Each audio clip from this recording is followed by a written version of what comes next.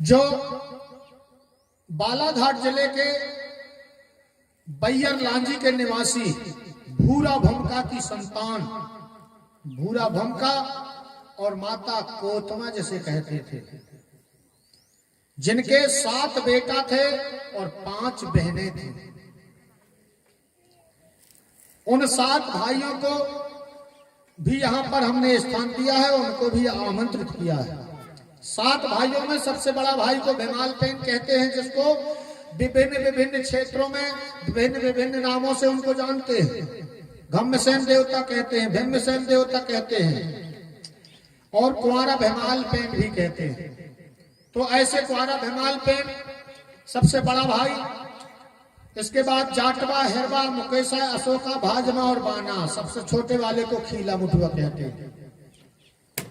कहीं कहीं अब उसको कहने लगे ये तो यादव लोगों का देवता कहने लगे। हमारे लोगों ने उसको पूजना छोड़ दिए, जबकि वो ग्राम को बसाने वाला वही देवता है। अब उस दिन आप लोगों ने समय नहीं दिया मुझे। यदि आप कलश यात्रा में निकलते तो मुझे पता चलता कि आपके गांव का भूमका का स्थान कैसा है, मतलब खीला मुठुआ का स्थान कैसा है, आपके गांव के भीमालपेन का थाना कहां पे है, पनहारी दाई आपके यहाँ की कहाँ है, ठाकुर देवता कहाँ है, पटेल बाबा कहाँ है, हरदौल बाबा कहाँ है, ये सब पता चल जाता। लेकिन आप लोगों ने दर्शन करने का अवसर ही नहीं दिया। वहां जाने से पता चलता कि वहां की व्यवस्था कैसी है। हम लोग देवी देवताओं को बिल्कुल ऐसे ही समझ गए हैं। हमारे देवी देवताओं को, गोंडियन देवी देवताओं का स्थान कहीं भी कोई सुधार की ओर नहीं।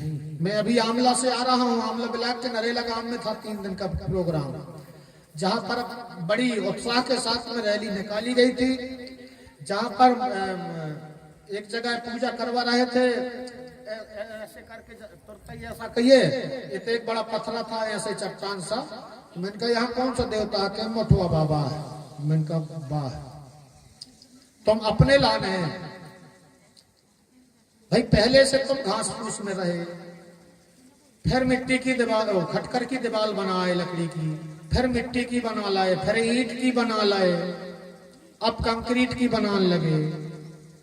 अपने आप के लाने, रहन के लाने, कपड़ा लत्ता अपने लाने, पहरन के लाने, अच्छे अच्छे खान पीन के लाने, अच्छे अच्छे देवी देवताओं को आज भी जैसे है सो वैसा ही है। तुम्हारा भला होगा। तो हिंदू जी है नियम के बल और गौंड जी है देवन के बल। हिंदू जी है नियम के बल, गौंड जी है देवों के बल। तो हमारे देव के जो स्थान है, उनके जो ठाना बाना है,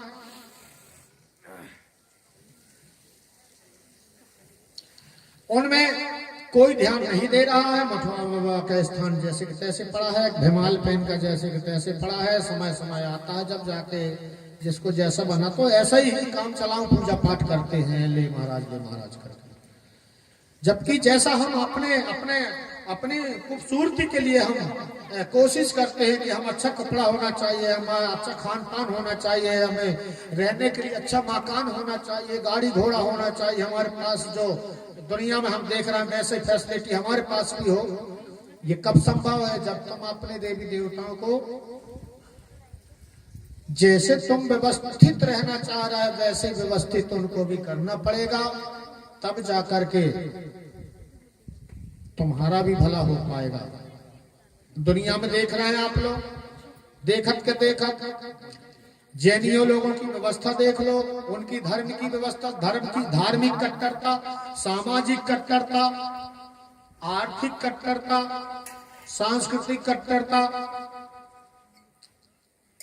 जैनियों में, हिंदुओं में, मुसलमानों में, ईसाइयों में, सिखों में, जैनों में, बुद्धों में, तमाम जो धर्म के, उनके देवी देवताओं को मंदिर के रूप में, मस्जिद के रूप में, चर्च के रूप में सजाते ही जा रहे हैं। जो दिखता है तो वो बिकता है। हम अपने आप के भर सजन में लगे, हमारे देवी देवताओं से कोई मतलब नहीं। तो इस तरीके से इस बात पे आप लोगों को चिंतन करना पड़ेगा। आप लोगों ने बैठ के कभी चिंतन नहीं किए। बैठने के लिए आप लोग 12 महीना किसी न किसी रूप में एक साथ बैठते रहते हैं। जन्म के संस्कार में बैठोगे, विवाह संस्कार में बैठोगे, सगाई फलदान में बैठोगे, सीता दवाई में बैठोगे, मौत मैहत में बैठोगे, लेकिन उस समय बैठ के आप लोग कभी चिंतन नहीं किए कि इतना बड़ा समुदाय जो प्राचीन हमारे इतने बड़े राजा महाराजा हुआ करते थे, जिनके गढ़ी हैं, किला है, कोट है, महल है, अटारी है, कुआं है, बावलियां हैं, जो चीख चीख के कह रही है धरती पर गोंडवाना का राज्य था। गोंडवाना के राजा महाराजा थे। 52 गढ़ों में जिन्होंने शासन किया, हुकूमत चलाया, लगातार गढ़ा मंडल वालों ने 1750 साल तक शासन किया। भोपाल वालों ने 1400 साल तक, आत्राम लोगों ने, चांदागढ़ वालों ने 1200 साल तक, 1100 के आसपास दमदागढ़ वालों ने, लांजीगढ़ वालों ने। तो ऐसे 2-2, 5-5 साल शासन थोड़ी किया करते थे हमारे लोग। हजार वर्षों तक लगातार पीढ़ी दर पीढ़ी हमारी शासन चलते रही। ये तो आर्यों के आगमन के कारण एक आपस में भाई भाइयों के बीच में लड़ा करके और फूट डालने का काम किया गया। यदि हमारे सबसे प्राचीन पुरखों की यदि हम बात करें तो हिरण्याकश्यप और हिरण्याक्ष की बात आती है। हिरण्याकश्यप, हिरण्याक्ष और कोई दूसरे नहीं थे, वो सबके सब प्रकृति धर्मी राजा थे, प्रकृति धर्म को मानते थे। उन्हें भी आपस में लड़ा करके हिरण्याकश्यप, हिरण्याक्ष को तो पहले ही मार दिया गया था। हिरण्याकश्यप और प्रहलाद के बीच में आपस में टकराव कर दिए। प्रहलाद को नशेड़ी बना दिए, गंजेड़ी बना दिए, दरुआ बना दिए। वो बाप की बातें नहीं माना तो बाप के मजबूरी में निकालना पड़ा। राजा बलि, जिनका काफी लंबे समय तक तीनों पूरे संपूर्ण धरती में शासन रहा राजा बलि का, वो के छल कपट करके उसको भी 2.5 फट करके उसको भी गड़ा दिया गया। हमारे लोगों ने पूछा हमारा राजा कहाँ था? पाताल का राज दे दिए। वो तो पाताल में ऐसी व्यवस्था जैसी कि यहाँ न ऊपर कछुआ है न नीचे कछुआ है, जो कछुआ यही है, यही स्वर्ग और नरक इतना ही है। अच्छे से रह रहा है, बैकुंठ में रह रहा है आप, और दुख भोग रहे हो तो नरक भोग रहे हो। ये है कुल मिलाकर, और कुछ आगे पीछे नीचे ऊपर कुछ नहीं है। ये फालतू का डंडोरा पीटा जा रहा है। हम इतने सुर से नहीं रह रहे हैं, होते कलान मराते कि हम होते बैकुंठ में, बैकुंठ जी है कहते इतने भूख मर रहे हो तो बैकुंठ के नान मार वो तो कहा साफ धरो, तो कोई लौट के आते का होते से मरण मारो जो बता दे कि तो बैकुंठ में बड़ा सुख है और नरक में बड़ा दुख है। इतने से कछु करनी करके जाने अच्छे से कोई बता तो स्लो होता तो जान मारो लौटे के नहीं आए। लेकिन ऐसा हमें आंखों में पट्टी बांध दी है और ऐसा पाठ पढ़ा दिया जिसके कारण हम मरे जा रहे हैं, होते के लाने मरे जा रहे हैं। इतने भूख मर रहे हैं और मार होते के नाम रहे हैं। तो इसी तरीके से नागालैंड का राजा महिषासुर था। बड़ा वैभवशाली था, प्रकृति धर्मी था, प्रजापालक था। उसे भी अपनी बेटियों को षड्यंत्र के तहत भिजवाया। उसे भी दारू पिला पिला करके प्रेम जाल में फंसवा करके षड्यंत्र पूर्वक 9 दिन में वो की लीला भी समाप्त करवा दी है। सामने से किसी को नहीं मार पाए हमारे लोगों। इधर आगे चलेंगे तो बाली और सुग्रीव की बात। बाली सुग्रीव भाई भाई थे, किष्किंधा के राजा थे, बरकड़े गोत्र से संबंधित हैं। उस बड़ा व्यक्ति बूढ़ा देव का इतना भक्त था राजा बाली कि सामने वाला यदि दुश्मन आता था चढ़ाई करने के लिए, सीधे सीधे आधी ताकत उसके ऊपर आ जाती थी, उसके पास आ जाती थी। कैसो जीत जे जब ये खुद तो शक्तिशाली वैसा ही है, तो सामने वाले की ओर आधी आ गई तो इतने वो से डबड़ा होगा। वो होता है कि वो बची कितनी सी के पास, आखिर रामचंद्र जी को भी सामने से नहीं मार पाए, छुप के मारे। जो 7 साज के पेड़ थे, 7 ताल के वृक्ष नहीं थे, वो 7 साज के पेड़ थे। उन साज के पेड़ों के आड़ से मारा, छुप के मारा। और इतने भगवानों के इतने नहीं पहचान पाए, उन्होंने दोनों भाइयों के अलग अलग नहीं पहचान पाए। एक माला पहराए जब फिर पहचान पाए। रावण, कुंभकर्ण, मेघनाथ। राजा रावण साधारण व्यक्ति था। 4 वेद 6 7 18 पुराणों का ज्ञाता था। उसके बराबर विद्वान इस दुनिया में न पहले हुआ है, न वर्तमान में, न भविष्य में। ऐसा विद्वान बताते हैं। इतना बड़ा ज्ञाता था जिन्होंने काल को भी पार्टी में चपेट के रखता था। मेरे बगैर आदेश के कहीं हमला नहीं करना है आपको। ये साधारण व्यक्ति कहलाएगा। 10 दीपों का स्वामी था। सोने के लिए एक ही स्थान पे आता था जिसे सोने की लंका कहा गया है। सोने की लंका नहीं थी। आराम करने, विश्राम करने जिस स्थान पे आता था उसे सोने की लंका कहा गया है। क्योंकि सोना में तो आग लगा ही नहीं सके। लेकिन रामायण बता रही कि सोने की लंका ही जल गई। सोना कभी जला था? अब के की माने, विज्ञान की माने का रामायण की माने? विज्ञान कह रहा है कि सोना जलता ही नहीं है। क्योंकि अच्छे परखने वाले यदि सोने की यदि परख करना है तो सिर्फ अग्नि ही कर सकती है सोने की परख, ना कि सोनार। सोनार तो अपने स्वार्थ से दे तो कछु भी बता दे है, लेकिन अग्नि जो है सोने की असली परख करती है। सोने में कहाँ आग लगा था जो वो बता दे कि सोने की लंका जल गई। तो सोने की लंका नहीं थी, वो सोने के लिए आता था चाहे रात कितनी हो जाए। तो इस तरीके से हमें उधर से लेकर के आखिरी तक और अभी भी हमें इसी तरह से भाई भाइयों में फूट डाल करके आपस में यदि हमारा कोई संगठन बना है तो संगठन में फूट डाल करके अभी भी हमें तोड़ने का काम जारी है। तुम लोग जग जाओ, और नहीं जगे तो तुम संतान के जहर दे रहे हो, अपनी संतान के जहर दे रहा है। तुम तो ऐसे लतर फतर हो चले गए हो, गिरत उठा दो। यदि भावी पीढ़ी को, यदि हमारी संतान को अच्छी रास्ता दिखाना है तो हमें सत्य मार्ग में चलना पड़ेगा। जो लिंगो जी का सत्य मार्ग है, प्रकृति के साथ चलने का, जिस प्रकार से प्रकृति सबका सम्मान करे, सुनो लगा कर ध्यान, सब जाति सब धर्म का हम भी करें सम्मान। प्रकृति सबका सम्मान करती, प्रकृति के पास कोई भेदभाव नहीं है। पेड़ पौधा किसी से परहेज करते हैं, चांद और सूरज कोई से परहेज करत है, धरती कोई से परहेज कर रही है, गाय भैंस कोई से परहेज कर रही है कि जो ऊंच जात को है, जो नीच जात को है, कुआं पनघट नदी नाला ये सब परहेज करते हैं? नहीं करते। अग्नि सबके पास है, हवा सबके पास प्रवेश कर रही है और निकल रही है।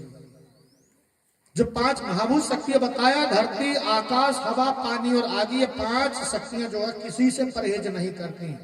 और इसी तरह से हमारे पुरखों ने इस बात को समझा कि प्रकृति जब सबका सम्मान करती है तो हमें भी सबका सम्मान करना चाहिए। और उसी दृष्टि से हमारे लोगों में आज भी भावना है। यदि हिंदू आ गया तो भैया जयराम जी का, मुसलमान आ गया तो सलाम जी, कबीर पंथी आ गया तो बंदगी जी, पंडित जी आ गया पांव लागू जी। कहां परहेज करें? मुसलमान आ गए सलाम जी। यदि हम जय सेवा की बात कर रहे हैं तो फिर पंडित जी के भी तकलीफ होत है, मुसलमान के भी तकलीफ होत है, हिंदू के भी तकलीफ होत है, ईसाइयों के भी तकलीफ होत, सबके तकलीफ होत। काहे भैया? हम आंखें मूंद के सबके सलाम करत रहे, सबके बंदगी करत रहे, सबके जोहार करत रहे, सबके जो जैसे आ वैसे कर रहे, और हम जय सेवा की यदि बात करन लगे तो काय बुरी लगे। तो ये समझने की बात है। और हम इसलिए करते हैं, कोई ऐसा नहीं कि हम अलग से वो कर रहे हो, इसलिए करते हैं प्राकृतिक दृष्टि से। हम प्रकृति के पुजारी हैं, प्रकृति सबका सम्मान करती है, इसीलिए हम भी सबका सम्मान बराबर करते हैं। हम आपको मजबूर नहीं कर रहे हैं कि आप भी कहो जय सेवा। और सेवा एक ऐसा शब्द है कि जिस सेवा के बल पर पूछते हैं लोग बात कि जय सेवा कहां से आई है, सेवा का महत्व क्या है, ऐसे तरह तरह से हमारे पास मंचों के माध्यम से लिखित में देते हैं, लोग बात समझना चाहते हैं। तो सेवा एक ऐसा शब्द है जो हमें सत्य मार्ग में चलने का रास्ता बताता है। जय सेवा का जो मूल मंत्र कहना चाहिए, जय सेवा शब्द जो मूल मंत्र है, उस जय सेवा के माध्यम से एक ऐसा हमारा भाव प्रकट होता है, आपसी संबंध बनाता है, एक दूसरे को जोड़ता है और हमेशा सेवा की भाव रहती, क्योंकि बगैर सेवा के मेवा मिलता ही नहीं है, किसी को मिलता बगैर सेवा के। सबरे सेवा कर रहा है, सिर्फ भर नहीं रहा है। जिले का यदि कलेक्टर है तो वो भी सेवा ही कर रहा है।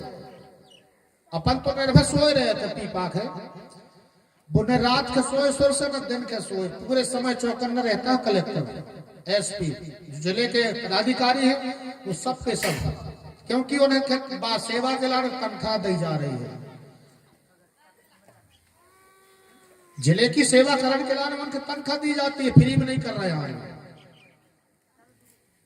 जितने व्यापारी हैं, उद्योगपति हैं, सेठ हैं, साहूकार हैं, सबके सब सेवा में लगे हैं।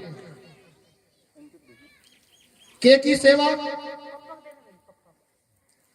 हम सबकी सेवा, जिसको जो जरूरत है उस तरीके से वो सब हमें सेवाएं दे रहा है। सेवा करना ही पड़ रहा है, सामान वहां से खरीद के यहाँ लाना, यहाँ से वहां देना, इनको देना, इस तरीके से छोटे बड़े व्यापारी जो है सब सेवा कर रहा है, कह भर नहीं रहे।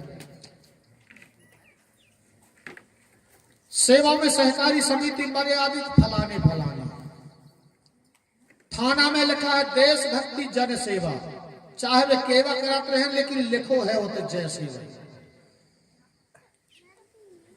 चाहे जहां सेवा की बात होती है, दादा लोग बैठे हैं, सियाने दादा लोग बैठे हैं, बीमार हो जाएं, अचानक चला हुआ हो जाएं, रिश्तेदारों के पता लग बेआजे हैं, गांव बस्ती के पता लग बेआजे हैं जो पहले से बैठते उठते रहे, देख हालत, उनके बेटा बहुओं से परिवार के जो भी सदस्य हैं, सेवा कर लो रे, तुम्हारा सयानो आए 2 दिन को और बचो है। क्या कहते हैं, सेवा कर लो तुम्हारो सयानो आए 2 दिन को और बचो है। गैया भैंसिया की सेवा करने से दूध देने का दे दें, उसे दे दूध, बिना सेवा का कुछ नहीं मिलता। मुर्गी भी अंडा धरा था तो बा भी सेवा में बैठा था, वो कभी क्या सेवा में बैठी थे, सब सेवा कर रहा है, जीव जंतु पशु पक्षी कीड़ा मकोड़ा, ये सूर्य देव का ये सेवा नहीं कर रहा है हमारी। नए युग तो क्या कर लेते, जरूरी है का उग नहीं, लेकिन पता है उन्हें यदि मैं नहीं निकलूंगा तड़प तड़प के मर जाए मेरी चिंदेरी में, और डूबन को भी नहीं तो अभी फांसी लग जाए तप तप के। संतुलन बना हुआ प्रकृति का, 12 घंटा की दिन और 12 घंटा की रात। कितने काम करते जो, मैं तो कह तो नहीं डूब तो नहीं, जिसे काम कराइए जो समन का नहीं आ पा रहा है, फिर कर दे कितने काम करके रात दिन। हाँ, रात ही नहीं होती तो अच्छी करो। तो इस तरीके से उस प्रकृति को समझने की जरूरत है, प्रकृति शक्तियों को समझने की जरूरत है। उन प्रकृति की जो शक्तियां हैं, कुछ ऐसी शक्तियां हैं दृश्य हैं, मतलब दिखने वाली, और कुछ ऐसी शक्तियां हैं अदृश्य शक्तियां जो दिखती नहीं है, इसके बाद भी हमें सेवा प्राप्त होती है। इसलिए उन शक्तियों को हमें समझना चाहिए।